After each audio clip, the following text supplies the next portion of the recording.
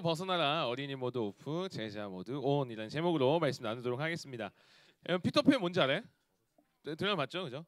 근데 피터팬 증후군이라는 말 들어봤어요? 들어봤어요? 오, 역시 수준이 있는 우리 친구들. 피터팬 증후군 이런 거예요. 나이가 들어가면서 나이는 차고 가는데 계속해서 어린이처럼 지내고 싶어하는, 어린이처럼 행동하는 거 이제 피터팬 증후군이라고 합니다. 그러니까 하고 싶은 것만 하려고 해요. 하기 싫은 거 안 하고 상대방을 배려하지 않고 자기 마음대로 하려는 거. 그 실수하고 잘못해도 인정하지 않고 일단 변명하기 시작하는 거, 피터팬 증후군 의심해 봐야 된다는 거죠. 굉장히 철없이 지내고 애처럼 지내는 걸 피터팬 증후군이라고 얘기합니다. 실제로 여러분 서울 강남의 상담센터에 30대 초반, 나이가 적진 않죠. 그래도 여러분에 비하면 30대 초반이고 부부예요. 부부 결혼했어요. 근데 부부싸움이 잦아져서 상담을 받으러 왔는데 둘 사이에 다툼이 끊임없이 있었던 거죠. 근데 이 두 사람이 뭐 문제 있던 게 아니라 이 남편 같은 경우는 미국에서 꽤 유명한 대학에서 유학했던 엘리트입니다. 아내도 서울에서 꽤 괜찮은 대학을 나와서 직장 생활을 했던 두 부부였어요. 근데 두 부부가 딱 이 피터팬 증후군이었어요. 남편의 습관 중 하나가 뭐였냐면, 남편의 거의 취미생활 뭐였냐면 사표 내기. 아무리 좋고 편한 직장에 취직하더라도 몇 달을 못 간대요. 몇 달 못 가고 좀 지내다가 안 해. 사표 내기가 일수였다라는 거죠. 그러니까 뭐 큰일이 있어서도 아니고 누구나 겪을 수 있는 그 일이 너무 힘들다고 느끼는 거예요. 상사랑 안 맞는다는 이유로 사표를 그냥 막 내는 거죠. 이들이 상담했던 상담가가 이 남편과 아내 모두 결혼했고 부부로 잘 지내야 되는데, 결혼한 뒤에도 이 양가 어르신들이 외제차도 막 지원해주고 생활비도 지원해주고 이 풍족한 삶을 누리다 보니까 둘 다 결혼하고 나서 어떤 가정을 책임져야 된다는 의무감도 없고, 그 직장 생활을 그래도 견디면서 우리가 감내해야지 이런 인내심도 없는 사람이 되었다라고 하면서 이 가정, 부부싸움의 원인은 피터팬 증후군이다라는 진단을 내립니다. 여러분, 이 피터팬 증후군과 비슷한 용어들이 많이 있어요. 계속 부모 품에서만 자라고 부모 품에서 벗어나지 않으려고 하는 캥거루족이 있답니다. 캥거루족. 마마보이 맞아요. 마마보이. 주은이 마마보이? 좋아요. 자, 자, 오케이. 자, 어려울 때마다 부모의 그 품 안에 방어막 속으로 숨어버리는 자라족도 있대요. 자라족. 계속 부모에게 기대어 살아가는 빨대족도 있대요. 여기 혹시 여러분 어디에 해당되는 것 같아요? 빨대. 가있어요. 아직도 빨대. 혹시 오사카도 이제 부모님 빨대 꽂았? 아니죠? 오케이. 자, 여튼 방금까지 소개한 이들의 공통점은 뭐냐면 본인이 책임져야 되는데 책임을 지지 않아요. 책임과 의무를 거부하는 거죠. 그러다 보니 계속 애처럼 지내는 거예요. 인내심도 없고 책임감도 없고 철이 없어요. 여러분, 우리가 살아가면서 계속 움츠러들고 회피하려고만 한다면 성장하기가 어렵습니다. 여러분, 우리가 시간이 지나서도 여전히 애처럼, 여전히 철없이 생활하는 모습, 우리에게도 있을 수 있다는 거예요. 실제로 그렇잖아요. 삶을 살아가다 보면 두렵지 않았으면 좋겠는데 두려운 마음이 와요. 그러다 보니 우리 생각에 어떤 생각들이 있어요? 아직은 안 될 것 같다는 그런 생각들, 두려움들, 부족하다는 생각이 너무 많이 이제 오게 되는 겁니다. 근데 여러분, 더 이상 우리는 애가 아니죠? 애가 아니에요. 여러분, 더 이상 초딩이 아니에요. 이제 나이가 먹을수록 여러분 계속해서 성장해 가야 되는 거죠. 여러분, 오늘 성경에서도 그 이야기를 하는데요. 오늘 말씀 한번, 고린도전서 13장에 이런 말씀이 있어요. 한번 읽어볼게요. 시작. 내가 어렸을 때에는 말하는 것이 어린아이와 같고 깨닫는 것이 어린아이와 같고 생각하는 것이 어린아이와 같다가 장성한 사람이 되어서는 어린아이의 일을 버렸노라. 자, 어린아이의 일을 버렸노라. 우리가 진짜 믿음을 갖고 살아갈 때 어린아이의 그 철없는 모습들을 버리고 우리가 성장하면서 자라가야 된다는 거예요. 여러분, 그럼 어떻게 하면 우리 모두가 어린아이의 그 철없는 모습, 이 피터팬 증후군에서 벗어나 성장할 수 있을까요? 어떻게 하면 성장할 수 있죠? 잘 먹어야 돼요? 어떻게 해야 되죠? 몰라요? 가장 먼저 학자들도 공통적으로 얘기하는 것 중에 하나가 롤모델이 있어야 된대요. 롤모델. 여러분, 롤모델 뭔지 알죠? 내가 성장해가면서 그리고 여러분이 자라가면서 어떤 분야에서 본받을 만한 대상을 롤모델이라고 합니다. 여러분, 닮아가고 싶은 롤모델 있어요? 있나요? 예수님 좋아요. 야, 음악하는 사람이라면 음악인으로서 닮아가고 싶은 롤 모델이 있을 겁니다. 그죠? 하이쌤 누구 있죠? 하이쌤 롤 모델 누구죠? 베토벤? 없나요? 자, 스포츠도 우리 축구 좋아하는 예준이 같은 경우도 그렇죠? 예준이 같은 경우도 어떤 운동에 있어서 롤 모델이 있을 거예요. 있죠? 있나요? 폴란드? 황선홍? 홍명보? 쉽지 않네요. 자, 그러면 실제로 2024년 파리 올림픽에서 한국 양궁이 올림픽 10연패를 달성합니다. 상당하죠. 40여 년 동안 세계 1등을 계속했던 건데 이건 결코 쉬운 일이 아닌데 그래서 인터뷰를 막 했어요. 물어보니까 하나같이 공통적으로 이야기했던 게 뭐냐면 롤모델이 굉장히 큰 도움이 되었다라고 얘기하는 거예요. 롤모델을 본받아 연습하고 노력했다라는 거죠. 여러분 심리학자들도 동일한 얘기를 하는데 공포증, 여러분 뭐 어떤 공포증 있어요? 설교 공포증. 자, 그런 공포증을 극복하는 방법으로 가장 중요하게 꼽는 게 롤모델이래요. 롤모델. 뭐 뱀 공포증 이런 거 있는 사람 있잖아요. 뱀 못 만지고 보기만 해도 막 그런 사람들. 그 뱀 공포증을 극복하는 방법이 이 뱀에 대해서 공부하는 것도 아니고 뱀을 실제로 만져보는 것도 아니래요. 뭐냐면 뱀 공포증이 있었는데 그걸 극복한 사람의 이야기를 듣고 그를 롤모델 삼아서 갈 때 이겨낼 수 있다라고 얘기하는 거예요. 설교 공포증 이겨냈던 사람 만나시면 돼요. 그래서 어떻게 없나요? 계속 겪어가고 있어요. 여러분이 그 롤모델이 되면 돼요. 네, 하여튼 자, 그렇다면 우리가 지금 신앙생활하고 있는데 성장하고 신앙 안에서 바라봐야 될 롤모델이 누구죠? 에베소서 4장에서는 이렇게 얘기합니다. 우리 오늘 본문인데요. 15절 읽어볼게요. 시작. 오직 사랑 안에서 참된 것을 하여 범사에 그에게까지 자랄지라. 그는 머리니 곧 그리스도라. 아멘. 우리가 자라가야 된대요. 어디까지요? 자라가야 된대요. 어디까지요? 예수 그리스도까지. 우리의 롤모델 누구죠? 고난 속에서도 끝까지 그 길을 가셨던 분. 조롱과 수치가 있지만 끝까지 그 길을 가셨던 분. 십자가 지시고 죽음까지도 이기신 예수님이야말로 우리의 롤모델이라는 거죠. 그래서 이제 우리는 예수님을 닮아가면 되는 거예요. 어떻게 해요? 그게 또 13절에 힌트가 나옵니다. 13절. 자, 파란 글씨만 읽을게요. 시작. 믿는 것과 아는 일에 하나가 되어. 네, 믿는 것과 아는 일에 하나가 되어야 된대요. 이 말은 뭐냐면 신앙이 있어요. 신앙이 있고 내가 믿는 바가 있어요. 그러면 내 삶이랑 이게 일치해야 되는 거죠. 내가 믿는 것과 내가 살아가는 삶이 하나가 되도록 할 때 우리가 예수 그리스도를 닮아가며 성장할 수 있다라는 그 말이에요. 우리가 믿어요. 예수님 믿어요. 하나님의 사랑을 믿어요. 근데 삶은 그렇게 살지 않아요.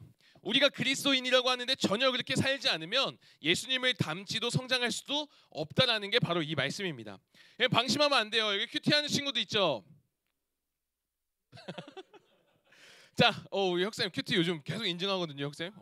확실히. 자, 근데 자 봐봐봐. 근데 큐티 열심히 한다고 자, 큐티 열심히 한다고 내가 거룩한 거 아니에요. 이거 오해하시면 안 돼요. 너무 혁쌤이라서 약간 그러시는데. 자, 여러분 예배 잘 드린다고 해서 예수님 닮는 거 아닙니다. 성경을 많이 안다고 해서 거룩하다라고 할 수 없고 기도를 많이 했다고 해서 거룩하다고 할 수 없어요. 물론 모르는 것보다 나아요. 안 하는 것보다 낫습니다. 근데 그거 많이 한다고 해서 예수님처럼 되는 거 아니라는 거예요. 어떻게 해야 예수님처럼 된다고요? 믿는 바와 우리의 삶이 하나가 될 때. 여러분 실제로 성경을 외우다시피 했던 바리새인들, 서기관들 얼마나 기도 많이 했어요? 성경 굉장히 잘 알잖아요. 얼마나 성경을 많이 보고 잘 알았는데 근데 그들을 향해서 예수님이 뭐라고 말씀하세요? 너희는 회칠한 무덤이다 라는 얘기해요. 회칠한 무덤 본 적 있어요? 회칠한 무덤에 대한 학자들의 의견이 다양해요. 실제로 이 무덤은 동굴이었을 거다. 뭐 바위 때문에 땅을 깊게 팔 수 없어서 대충 파서 시체를 묻었을 거다. 바위를 깎아서 만들었을 거다 등등 다양한 얘기가 나오는데 여러분 중요한 건 예수님이 왜 이런 이야기를 했냐라는 거죠. 그 의미를 보여주는 사진을 제가 갖고 왔어요. 회칠한 무덤 하면 이렇게 좀 생각해 보면 좋을 것 같아요. 자, 이 무덤이라 생각해 보세요. 그럼 저쪽에 있는 흰 색깔 예뻐요, 안 예뻐요? 예쁘잖아요. 딱 봤을 때, 그렇죠? 이런 느낌이에요. 이런 느낌. 겉보기에는 예뻐요. 깔끔해요. 근데 무덤 겉보기에 깔끔하지만 그 안에 뭐 있어요? 그 안에 뭐 있어요? 깨끗한 거 있어요? 들어가 살 수 있어요? 잘 수 있어요? 더럽다고요. 썩었다고요. 시체라고요. 예를 우리가 예수님을 믿으면서 이렇게 믿는 걸로 끝내고 교회 안의 모습으로 끝내고 믿음과 삶이 하나 되지 못하면 동일하게 우리도 이 회칠한 무덤이 되는 거예요. 겉모습은 뭔가 예뻐 보여요. 겉모습은 그리스도인 같은데 속은 더러운 삶으로 살아갈 수 있다는 거예요.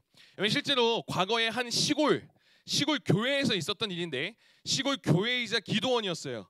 이 기도원 교회가 산 꼭대기에 있었습니다. 계단이 정말 많았고 그런데 다리가 불편하신 권사님들이 매일 이 높은 데까지 올라가서 열심히 기도하셨어요.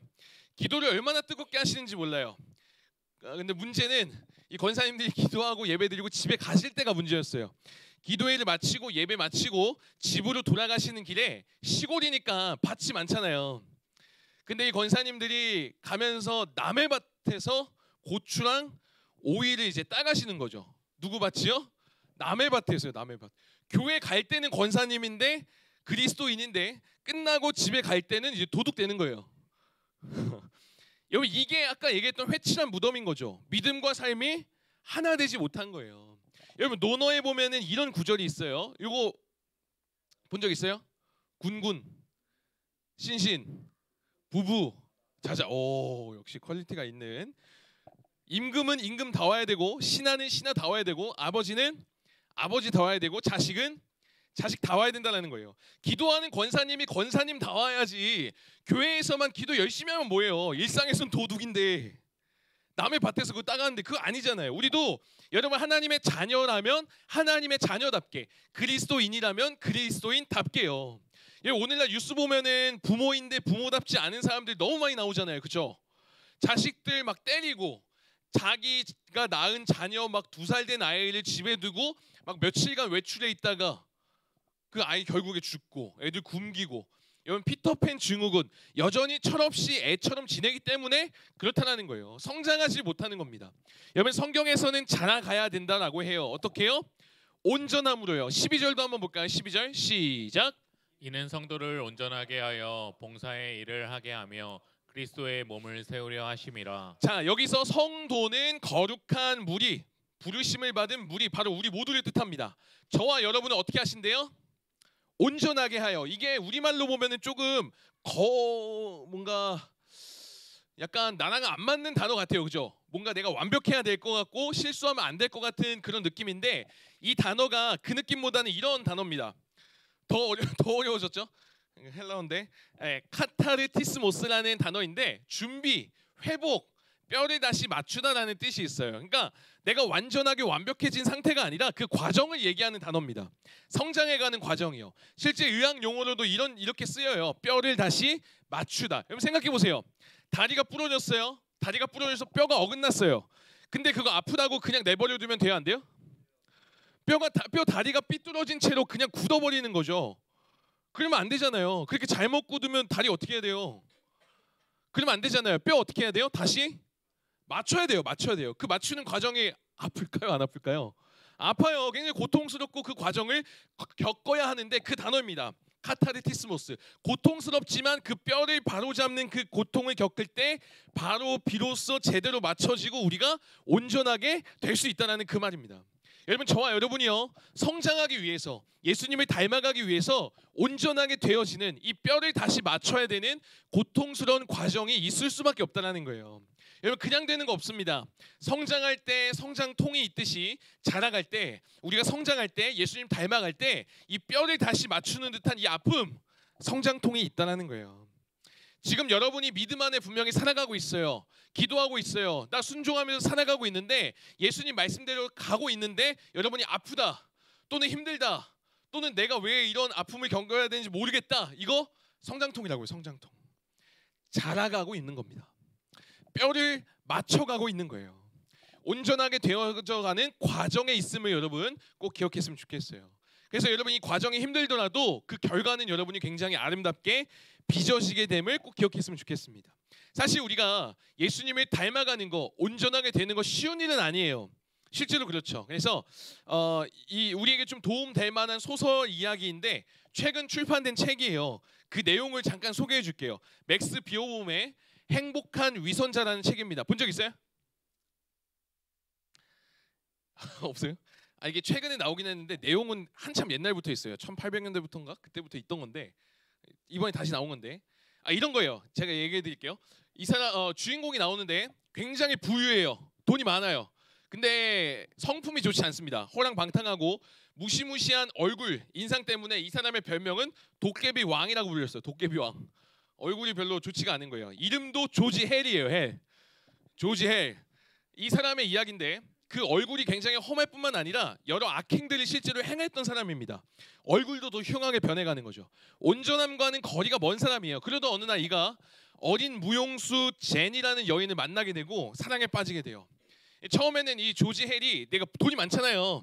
그래서 막 이렇게 공세하는 거예요. 이렇게 돈을 이렇게 해서 내가 널 사랑한다 계속 표현했는데 이 자매가 이렇게 얘기하는 거예요. 자기는 좀 인자한 얼굴, 약간 성스러운 얼굴을 갖고 있는 남자가 아니면 나 안 만나겠다 이렇게 한 거예요. 여러분 도깨비 왕한테 이런 얘기는 지금 뭐 한 거예요? 깐 거잖아요. 너는 아니다. 도깨비 왕이라 불리는 조지 헬인데 말이 안 되잖아요. 근데 이 조지 헬이 너무 사랑한 나머지 굉장히 고심하고 막 고민 끝에 자기의 모든 삶을 다 내려놓습니다. 자기의 부유한 걸 다 내려놓고 새로운 삶을 살아가려고 성스러운 얼굴 형태를 한 밀랍 가면을 써요. 그 피부랑 굉장히 비슷한 밀랍 가면을 쓰고 새롭게 살아가고 새롭게 다가가요. 그리고 결국 이 제니와 결혼합니다. 그러니까 우리 자매들 조금 납득이 안 될 수 있어요. 이 속이고 결혼한 거 아니야? 약간 이런 느낌인 것 같은데, 자 보세요. 그러니까 너무 사랑해서 그렇게 결혼한 거죠. 그녀를 얼마나 사랑했으면 가면을 쓰고 몇 년 동안 계속 지내요. 6년 이상을 지냅니다. 그리고 정말 사랑하고 감사한 마음으로 그녀를 계속 사랑하면서 최선을 다해 지내요. 그리고 몇 년 뒤에 과거 이 조지 헬의 모습을 알고 있는 친구를 만나게 되는데 이 친구가 조지 헬의 이 모습이 너무 위선적인 거예요. 너무 반반 떨어지는 거죠. 그래서 이 가면을 무자비하게 뜯어냅니다. 벗겨버려요. 이 위선자, 이 가짜 하면서. 근데 놀랍게도 그 얼굴이 어떻게 되냐면 가면 뒤에 분명히 도깨비 왕인 조지 헬의 얼굴이 딱 나타나야 되는데 그 모습이 없고 진짜로 인자하고 성스러운 그런 얼굴로 보여져 있었다라는 거예요. 여러분 이 이야기가 뭘 얘기하는 거냐면 사랑할 때 이 얼굴도 바꿀 만큼 사랑의 힘이 굉장히 강력하다는 것을 얘기해 주는 거예요. 이 조지 헬의 이야기가 여러분 우리가 온전함을 추구하면서 예수님을 사랑하며 살아갈 때 겪게 되는 고통이 있어요. 어려움이 있지만 그 과정을 겪다 보면 우리 또한 예수님을 닮아가고 변화되는 소망의 이야기를 여기에 담아둔 거죠. 우리가 그래요. 여러분 쉽지 않지만 더욱 사랑할 때 우리는 성장합니다. 더 사랑할 때 우리는 변화돼요. 그렇게 아픔을 견디고 나의 온전한 모습과 온전하지 못한 모습과 싸워가야 하는 그 과정, 시간을 겪으면 겪을수록 우리가 더 나은 모습으로 성장해 간다는 거죠. 여러분 어제 그리고 엊그제 우리 어린이 여름 성경학교 했거든요. 그때 우리 청소년들 여기 있는 친구들 중에 7명인가 8명이 같이 스텝이자 선생님으로 섬겼어요. 우리 섬겼던 친구들 쉬었어요? 쉽지 않아? 편했어요? 섬기는 기간 편했어요? 편치 않았어요. 제가 친구들 보니까 너무 행복해요. 이런 친구 제가 볼 때 없었어요. 한 명도 없었고 잠깐 점심시간에 얘기해 보니까 힘들대요. 애들이 말을 안 듣는데요. 어린이 잠깐 있었는데 너무 시끄럽대요. 어린이 쉽지 않겠대요. 그래서 이제 혁쌤을 좀 보내야 되는 거 아닌가 뭐 그런 얘기를 했었는데 자 보세요. 편치 않았어요. 힘들어요. 근데 그 친구들이 그 과정을 겪었기 때문에 그 과정을 밟아갔기 때문에 이제 우리 선생님들의 마음 조금 알게 되지 않았어요? 그죠? 알게 됐다니까요. 선생님들이 우리를 위해 이렇게 고생하는구나. 우리를 이렇게 사랑하셨구나. 이거 성장해가는 모습이라고요. 뼈가 맞춰지듯이 이 피터팬 증후군 어린 아이와 같은 철없는 모습에서 조금씩 자라가고 성장하는 과정 밟은 겁니다. 여러분 이 과정을 이 친구들뿐만 아니라 우리가 같이 좀 걸어갔으면 좋겠어요. 여러분 이거 한 가지 기억하면서 걸어가 보는 거예요. 이 과정이 굉장히 아프고 힘들더라도 우리가 계속해서 갈 수 있는 이유는요. 우리가 부족하고 연약해도 그럼에도 불구하고 계속 온전함으로 뼈를 맞추는 그 아픔 속에서도 또 한 걸음을 내딜 수 있는 이유는 이런 우리를 하나님이 먼저 사랑하셨기 때문입니다. 온전하지 않은 우리를 계속 삐걱거리는 우리를 여전히 사랑하시기 때문에 우리는 또 한 걸음 내디딜 수 있는 거예요. 그 사랑을 입었기 때문에 그 사랑을 받았기에 그 사랑에 힘입어 가는 겁니다. 그 사랑을 따라 그 사랑하는 주님이 원하시는 모습으로 온전하게 뼈를 맞추는 듯한 아픔이 있더라도 그 사랑하는 주님이 바라시는 삶으로 우리가 걸어가 보는 거예요. 사랑하는 여러분, 진정한 성장, 진정한 온전함, 이거는 우리가 실수 안 한다고 완벽하게 진다고 되는 게 아닙니다. 나의 부족함을 인정하면서 내가 사랑하는 예수님이 원하시는 게 뭘까? 계속 생각하면서 그렇게 행동해 갈 때 피터팬 증후군, 어린아이처럼 철없이 지내려는 모습을 뒤로하고 그 끝에 기다리고 있는 우리의 변화를 기대하면서 한 걸음 한 걸음 갈 때 우리가 성장하며 그 아름다운 과정을 겪어갈 수 있다는 거예요. 실제로 이 여름 성경학교 했던 한 초등학생이 하음이었어요. 하음이 알죠? 목사님 아들. 목사님 말고 우리 담임 목사님 아들. 하음이가 집에 가서 이렇게 얘기했대요. 우리 청소년 아이들 여러분 모습 보면서 아빠, 저도 청소년 되면 형 누나들처럼 이렇게 선생님으로 섬기고 싶어요. 이랬대요. 보세요. 여러분이 그저 주님이 우리 섬겼듯이 내가 할 수 있는 작은 섬김으로 섬겼던 거잖아요. 여러분이. 근데 누군가에게 선한 영향을 끼치는 아름다운 모습으로 보여진 겁니다. 누군가의 롤모델이 된 거죠.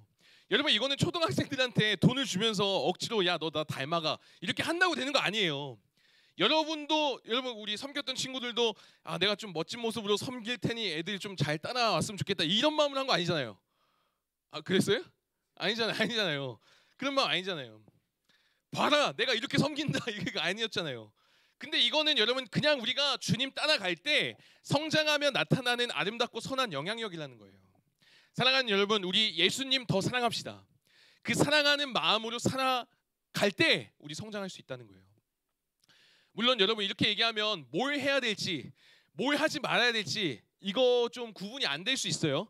여러분, 기독교에서 굉장히 큰 영향력을 끼친 어거스틴이라는 사람이 이런 얘기를 했습니다. 하나님을 사랑하라, 그리고 네 마음대로 해라, 이런 얘기했어요. 주님 사랑해요 말하고 진짜 마음대로 죄지으라는 그 말이 아니라, 여러분 진짜 사랑하면 그 마음과 행동이 그 사랑하는 대상을 위해 살아가게 되어 있다는 그 말이에요. 주님 더 사랑하면, 주님 진짜 사랑하면 주님이 원하시는 거 고민하면서 가지 않겠어요? 여러분, 제가 저희 아내를 진짜 사랑하면 제가 마음대로 그냥 저 여자가 괜찮네? 만나겠어요? 뭐죠 이 반응? 여러분, 제가 정말 아내를 사랑하면 아내가 원하는 거, 아내가 바라는 게 뭔지 고민하면서 아내의 뜻을 찾고 구하며 그렇게 아내가 원하는 대로 살아가려고 하지 않겠어요? 여러분, 우리가 예수님을 진짜로 사랑하고 예수님이 나를 얼마나 사랑하셨는지를 날마다 생각해 가야 된다는 거예요. 그래서 내가 사랑하는 예수님이 원하시는 것을 우리가 행하고 원치 않는 것을 하지 않으며 날마다 예수님 더 닮아갈 수 있다는 거죠. 여기 있는 우리 모두가 그렇게 성장해 갈 것을 기대하며 이 어린아이의 모습을 버리고 피터팬에서 벗어나 예수님 닮은 제자로 더욱 성장해가는 우리 모두가 되기를 주님의 이름으로 축복합니다. 그래서 여러분, 이제는 교회에서 왜 이거 안 해줘요? 왜 이것 좀 안 해줘요? 나를 채워주길 원하고 어린아이처럼 받기만을 원하기보다는 이제는 여러분이 다른 이를 채워주고 세워주고 또 손 내밀어줄 수 있는 그런 성장이 있기를, 그렇게 선한 영향력을 끼치며 쓰임받는 아름다운 사람들 되기를 주님의 이름으로 축복합니다. 우리 공동기도문 같이 읽으며 기도하고 우리 반별로 모이도록 하겠습니다. 자, 함께 읽으며 기도하겠습니다. 시작. 하나님 아버지, 저희가 더 이상 철없는 아이로 머물지 않겠습니다. 예수님의 사랑을 알고 그 사랑으로 살아가는 제자로 자라가기를 원합니다. 어린아이처럼 철없는 피터팬 같은 삶이 아니라 예수님의 뜻에 따라 사랑하고 섬기며 책임지는 진짜 그리스도인이 되게 해주세요. 그 과정이 뼈를 맞추듯 아프고 힘들지라도 성장통으로 여기며 나를 사랑하시는 예수님의 사랑을 기억하며 포기하지 않게 해주세요. 우리 모두가 더 성장하여 예수님의 향기가 나게 하시고 예수님을 더욱 닮아가는 사랑하는 삶이 되게 해주세요. 예수님의 이름으로 기도드립니다. 아멘. 우리 반별로 우리 나눔 주지 갖고 모이도록 하겠습니다.